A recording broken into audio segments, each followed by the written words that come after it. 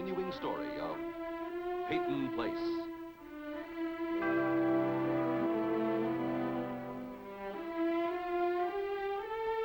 Starring Dorothy Malone as Constance Mackenzie, Warner Anderson as Matthew Swain, Ed Nelson as Michael Rossi, Mia Farrow as Allison Mackenzie, Ryan O'Neill as Rodney Harrington, and Barbara Parkins as Betty Anderson.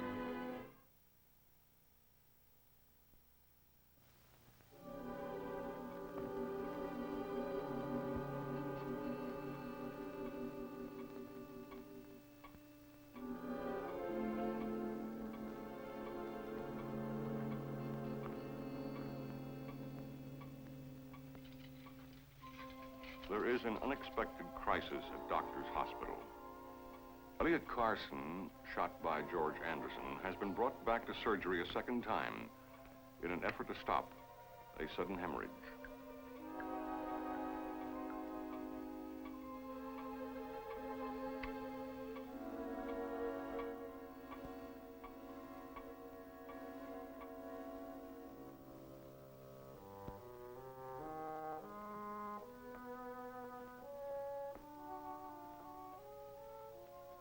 He'll be all right.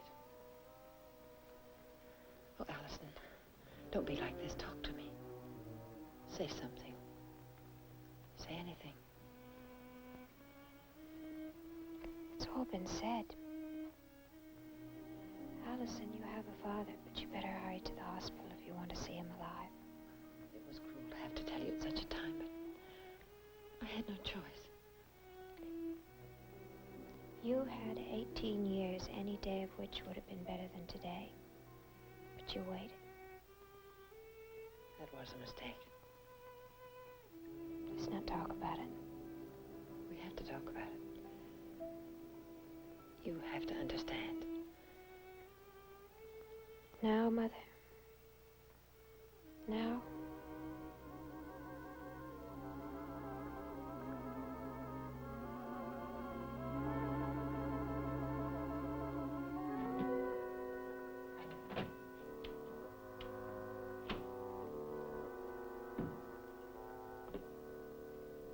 Business hasn't been this good since the World Series.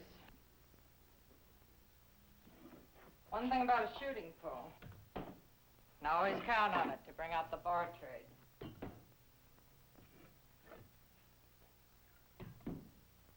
Think Elliot Carson will make it? I hope so. I'll bet you do. Ada, I didn't want all this to happen. Not to Elliot, no.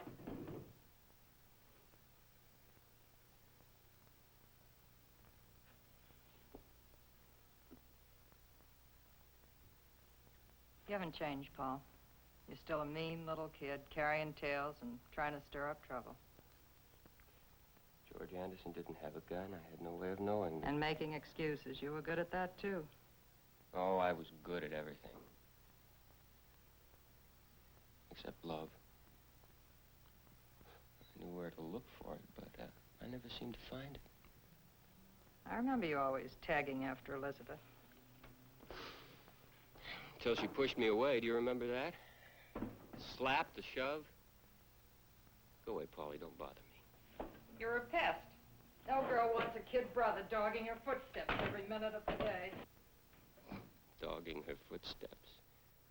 Paulie, the beaten puppy with his tail still wagging, bringing a bone home to my master. Father, Elizabeth did. Elizabeth said. Elizabeth put on lipstick, went to a movie show. Kissed a boy in the balcony. I'd tell him, and he'd beat me. So he could purge his anger and go on loving his daughter. Won't do you any good to go on blaming the dead, Paul. The living are going to put the blame right on you.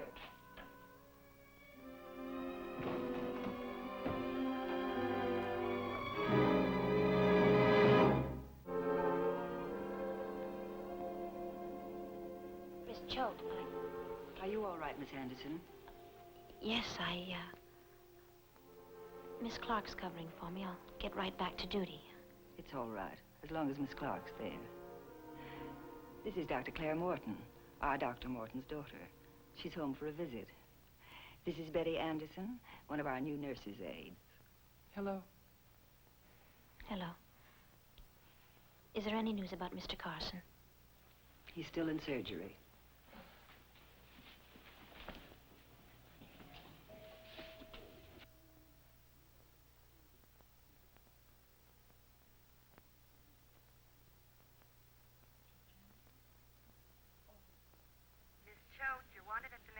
Oh, dear, there goes our visit.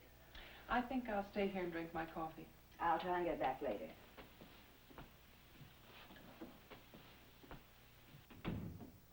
Would you like something, Betty? No, thanks. This used to be my favorite room in the hospital. When I was a child, my father had duty on Saturdays. I used to come along with him. I'd try to be interested in all the things he was doing, but I had my heart set on getting him in here to buy me an ice cream. Oh, I'm sorry, I wasn't really listening. That's all right. I wasn't really saying much.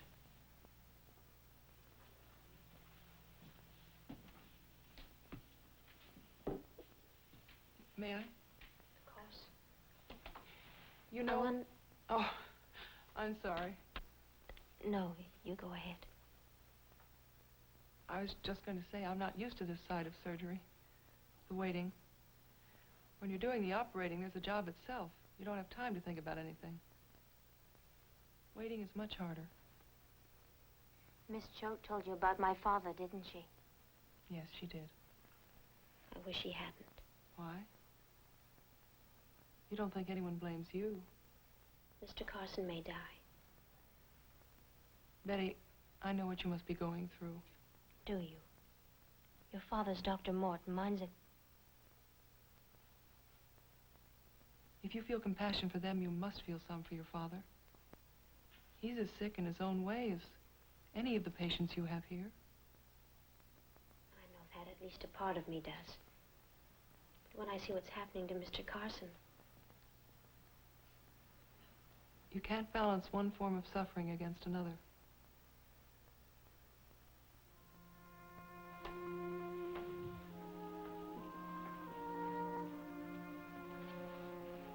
I'm sorry. I didn't mean to intrude. Wait, you haven't. I envy you being able to see things so clearly. Only some things. I'm just so frightened. Could you stay for a while?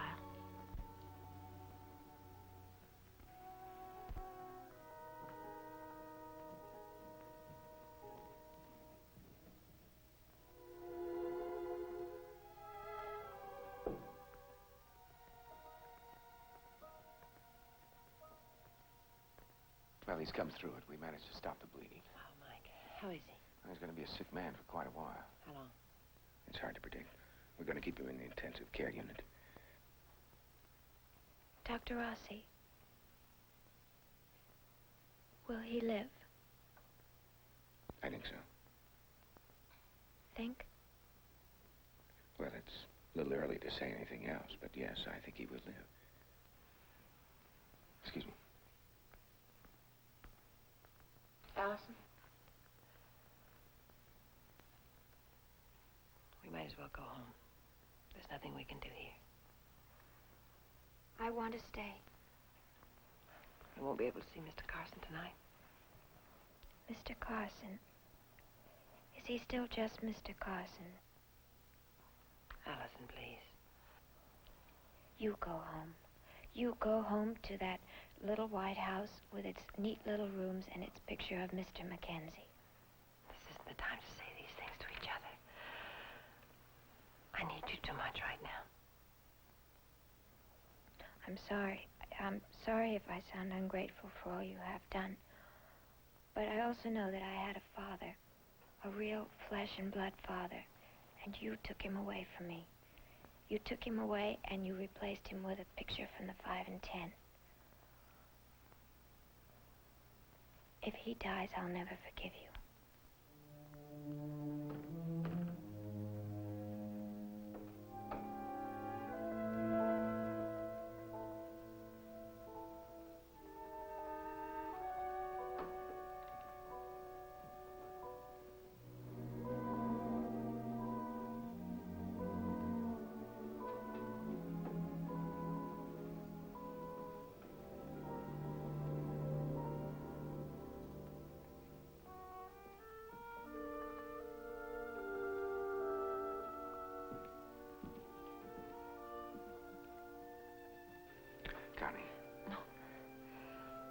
Come with me in the lounge. I'm all right.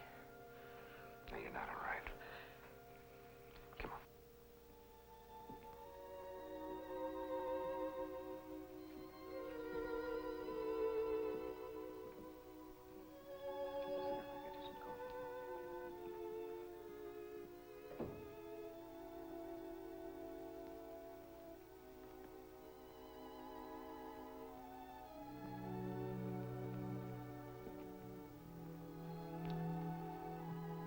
What happened?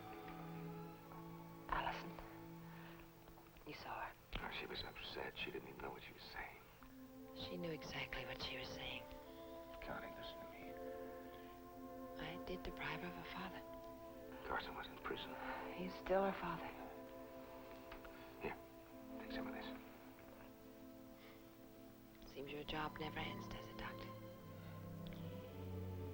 You've been a friend to all of us. Well, I asked to be a friend. It's one of the nicest things that's happened to me. You must be tired. Well, it's been a long day. It's been a long day for both of us. Why don't you get away from here for a while? Go home, get some rest. There's something I have to do first.